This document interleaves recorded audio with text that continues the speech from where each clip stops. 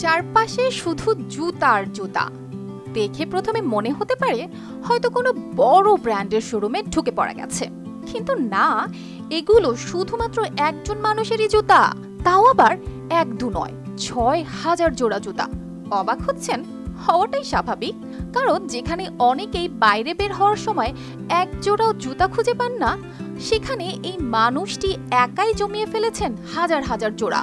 আর এই পাগলামোর নায়ক দক্ষিণ আমেরিকার ইকুয়েডর শহরের ডেল হিয়েরো। এস্টেবানের এই বিশাল সংগ্রহের পেছনে আছে ৪৫ বছরের এক প্রেমময় পাগলামো। তার বয়স তখন মাত্র ১১। হাতে ধরা ছিল প্রথম ট্রেনিং শু।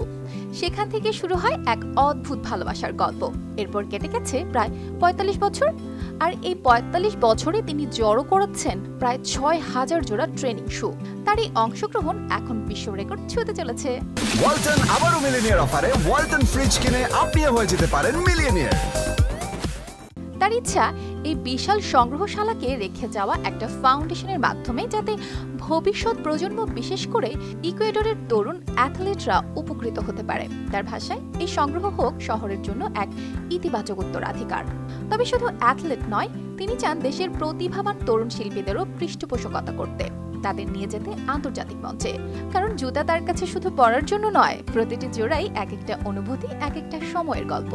এই সংগ্রহে ৪৫ বছরের পরিশ্রম আছে ভালোবাসা, আর আছে সমাজের জন্য কিছু করে যাওয়ার তাগিদ। ডেল হিয়েরো বলেন, এই সংগ্রহ শুধু তার না, এটা হোক সেই সব মানুষের জন্য যাদের জীবন এখনো অন্ধকারে। গিনেস ওয়ার্ল্ড রেকর্ডস বলছে ২০১২ সাল পর্যন্ত মার্কিন যুক্তরাষ্ট্রের জর্ডি গেলার ছিলেন সবচেয়ে বেশি ট্রেনিং শু সংগ্রাহক। তার সংগ্রহ ছিল ২,৩৮৮ জোড়া, আর এখন এস্টেবান ডেল হিয়েরো তাকে অনেক আগেই ছাড়িয়ে গেছেন। অর্পিতা জাহান, RTV।